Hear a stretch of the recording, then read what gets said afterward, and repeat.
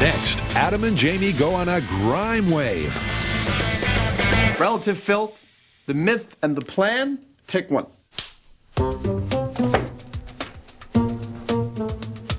Dude, this one's yours. You're leading this one in. Can you remind me? Yeah, most people think their toilet seat's pretty dirty. Yeah. This myth states that that's not necessarily the case, that there are many other locations and things within your average person's immediate vicinity that are far filthier than their toilet seat. That's what we're going to test. We're going to pick a bunch of different places, go out, take samples, grow cultures, compare the results, see what happens, that kind of thing. Exactly. Shall we start? Yeah. Okay. It seems every week there's a new claim about hidden household hazards.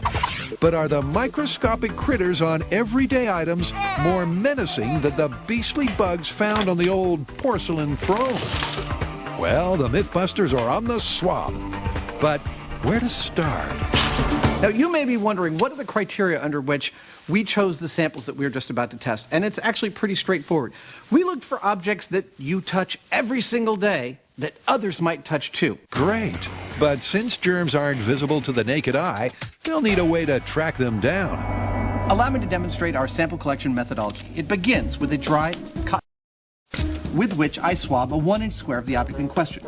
In this case, it's a scale model of the lunar lander. Then I dip that cotton swab in tryptic soy broth for exactly 10 seconds. This is basically like a growth medium, a sterile growth medium. It's a liquid petri dish, if you will. At the end of 10 seconds, which is now, I remove the cotton swab, cap and label my soy broth. Later, I'll use it to try and grow some bacteria. Yuck! If you'll excuse me, I've got some samples to collect. First up, our yardstick, the toilet seat.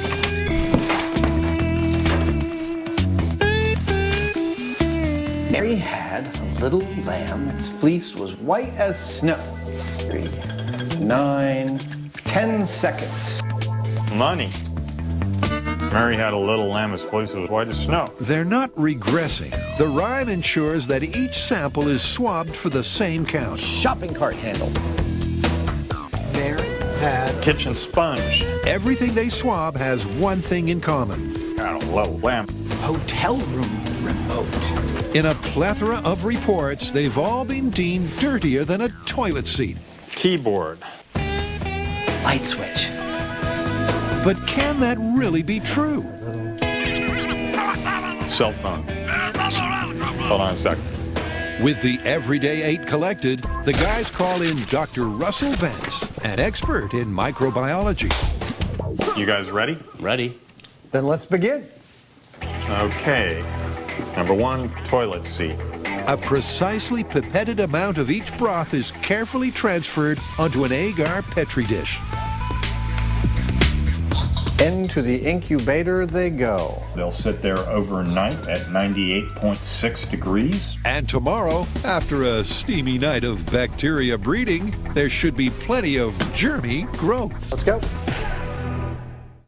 Next up, Dude, that is nasty. the results of the Mythbusters grime wave.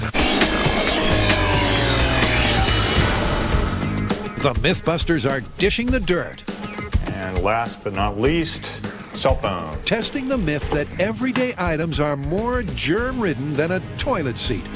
And after a night of microbe multiplication, The colonies that are growing in there could be anything. They could be yeast, mold, bacteria, whatever. So what we're going to do is count and record the different types of colonies and also the overall abundance of them. And based on that, we'll pick the dirtiest ones. I see 2. That's it? Just 2 from the toilet seat? Just 2. This is already getting interesting. the toilet seat is remarkably clean. But that's not so true of the others, particularly the kitchen sponge. Oh, dude, that is nasty. Have fun counting that. I'll see you next summer. Yeah. Well, we don't have that long, so Dr. Vance has a solution. I think it's almost uncountable. So then how do you write that down? Well, I would say that's just off the charts.